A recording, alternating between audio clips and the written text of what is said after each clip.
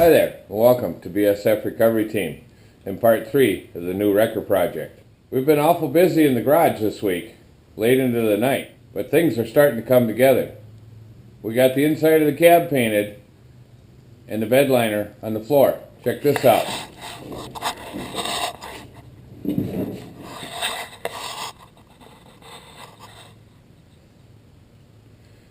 I know it looks kind of funny with a bunch of white showing, but that'll get covered up by the door panels and the dash.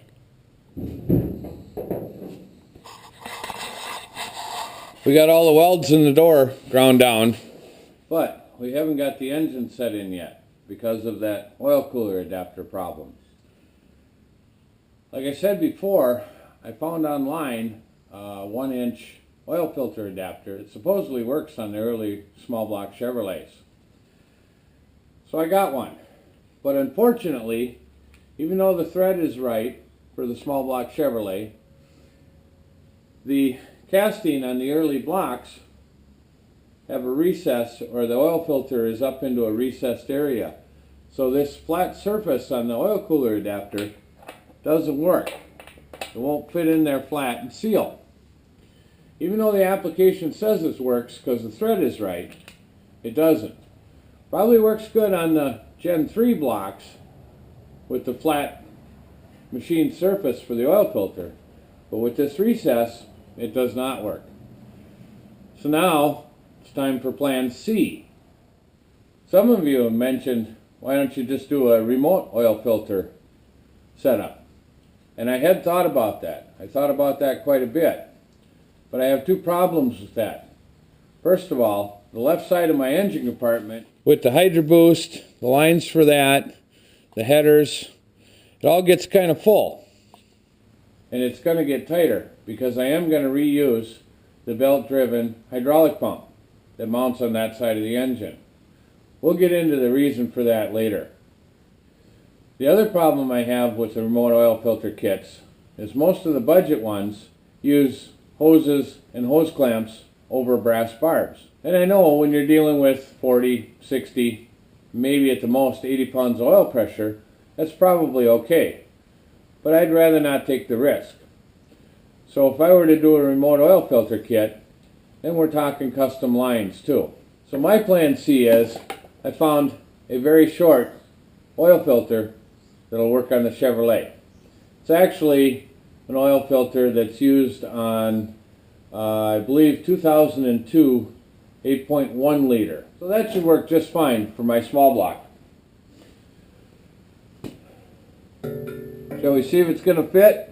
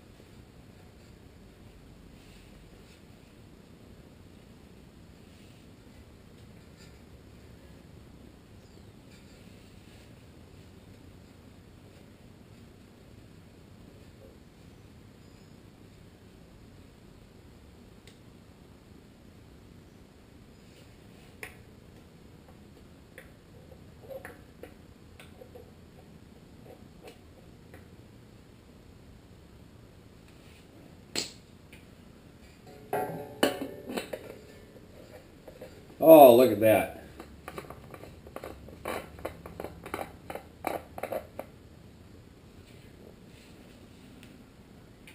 That looks pretty good. I know you guys are worried about it being too close to the header, but if you look at it from this view, we still have an air gap between the filter and the header, which is actually a little more than some of the new vehicles that they have between the oil filter and, believe it or not, the catalytic converter. We should be just fine. Okay, we're ready to set it in. I thought my buddy Ryan was going to be here, but he's a single guy Last night was Friday night, so he's probably still sleeping. Along with seat cover, she's in the house sleeping too. We'll let her sleep. I'll see if I can get this set in by myself.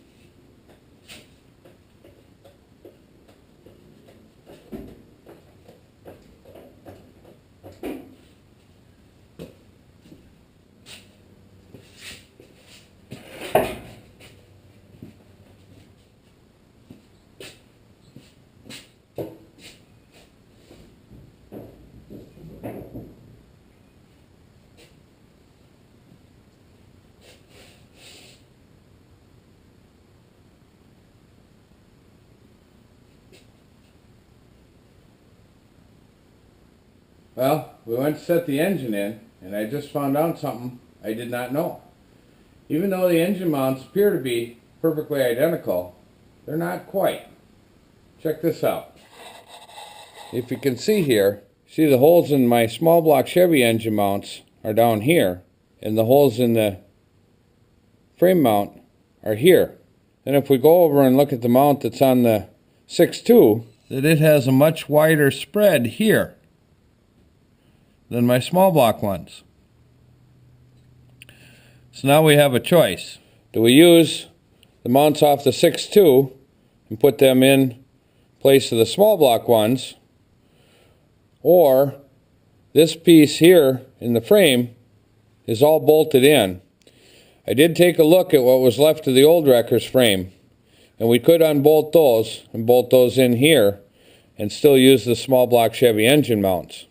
My small block Chevy engine mounts are polyurethane from Energy Suspension.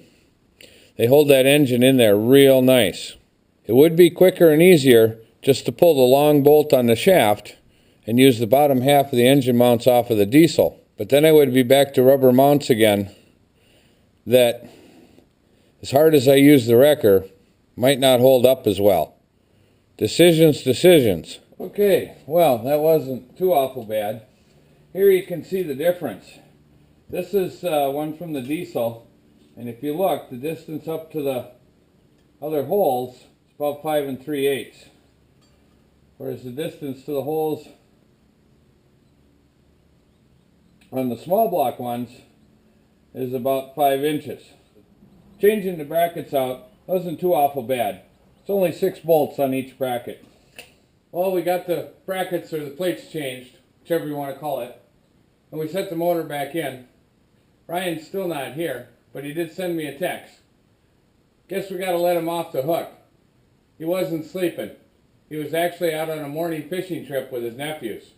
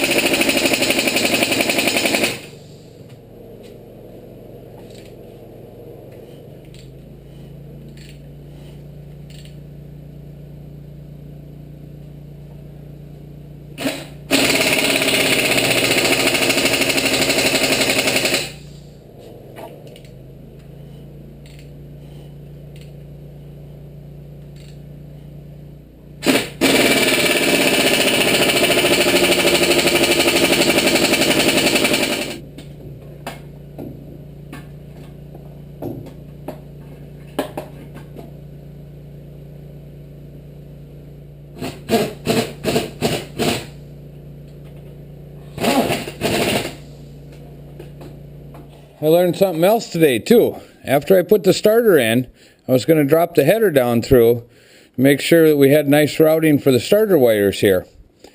And this bracket right here, my other truck didn't have. It's a bump stop.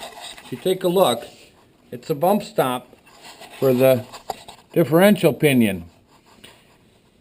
I'm thinking that's a diesel thing because my other 88 with a small block doesn't have it either. Nevertheless, we're going to have to take it out to make the header fit. Okay, we got the bracket out of the way. We got our starter wires tucked in there real nice. Now it's time to put the header on. Header gaskets. I don't like to use them. I still like to use the stock exhaust manifold gaskets.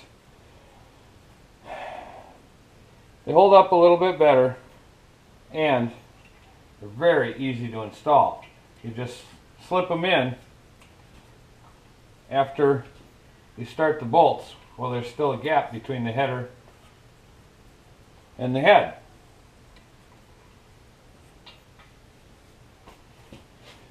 The trick is to keep a header from warping or from the gaskets blowing out is to retighten it a lot. Retighten it after the first start while it's still warm. After it cools down, retighten it and do that again several times. And then the header gaskets will stay and the header won't warp.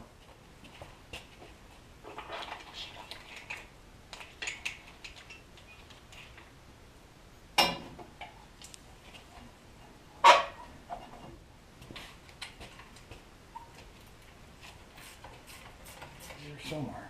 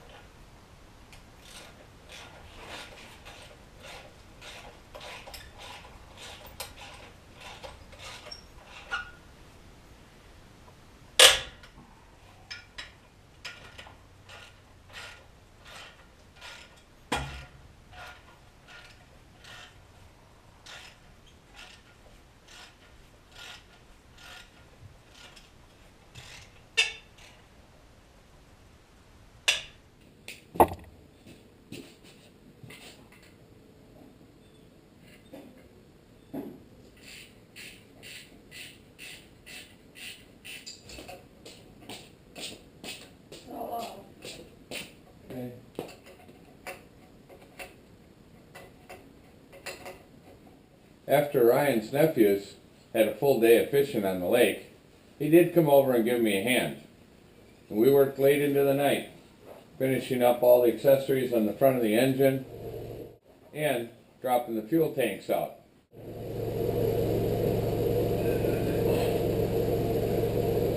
You're off center a little bit. Huh? You're off center. Why am I? A little bit towards the front.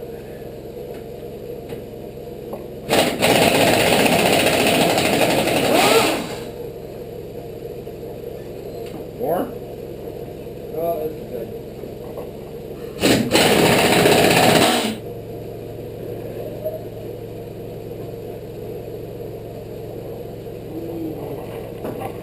Heat shield in the way.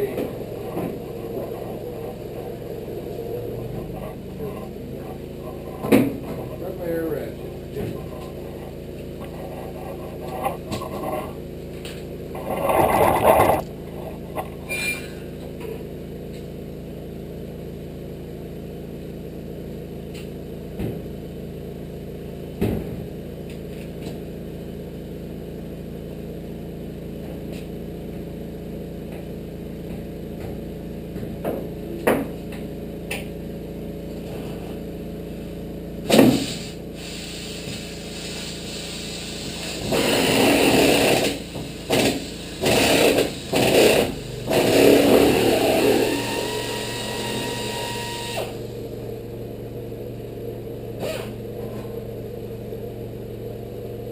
Seat cover also spent the afternoon cleaning up the interior door panels and other parts so we can paint them black and put them back together.